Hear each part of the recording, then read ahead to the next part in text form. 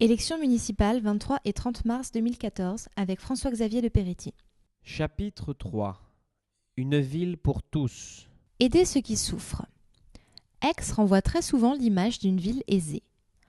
Ce n'est pourtant pas le cas pour de nombreux Aixois qui vivent au quotidien l'accroissement de leur précarité. L'isolement, la précarité, les difficultés d'accès aux soins et la détresse humaine sont autant de sujets qui appellent à un engagement fort, sans concession et humaniste.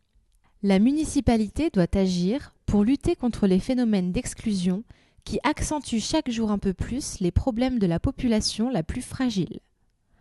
Notre ville y gagnera en force, en cohésion et en mieux vivre ensemble, en aidant ses habitants les plus faibles par une politique lucide et volontaire. Première mesure.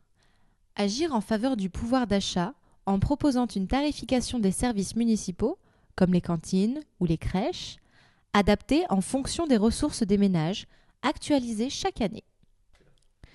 Deuxième mesure. Encourager une meilleure concertation et collaboration des différents organismes et associations qui travaillent sur le champ social en vue d'accroître efficacité et qualité de service. Troisième mesure. Créer un hôtel social comprenant un accueil de jour et proposant de petits logements autonomes, un espace collectif et un espace médicalisé pour des personnes précaires et isolées.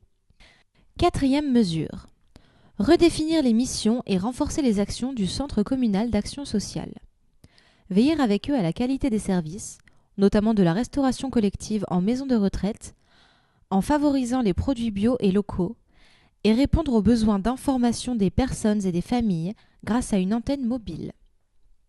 Cinquième mesure.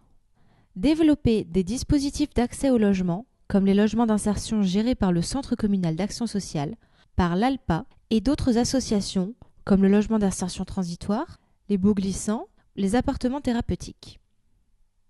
Sixième mesure. Tisser de véritables partenariats avec les hôpitaux afin de faciliter l'accès aux soins. Septième mesure.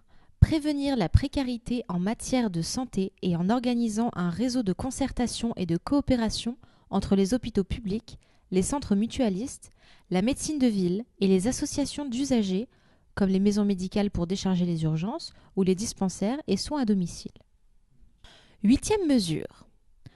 Répondre à l'appel à projet de la région PACA pour l'installation d'une maison régionale de la santé. Neuvième mesure. Améliorer l'accès de nos services publics à tous les handicaps. Dixième mesure.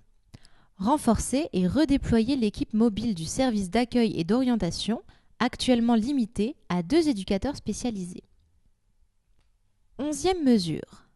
Favoriser et renforcer toutes les politiques de prévention et de lutte contre les conduites à risque, comme les actions des centres de dépistage anonymes ou les actions du planning familial, en partenariat avec les associations engagées sur le terrain.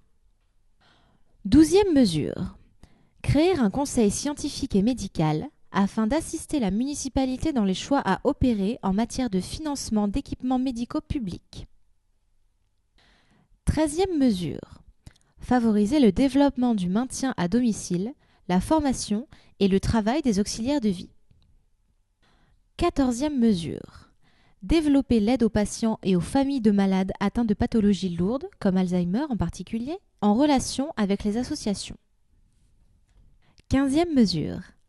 Travailler en relation avec le Conseil général à la création de résidences adaptées aux seniors avec les services de proximité nécessaires.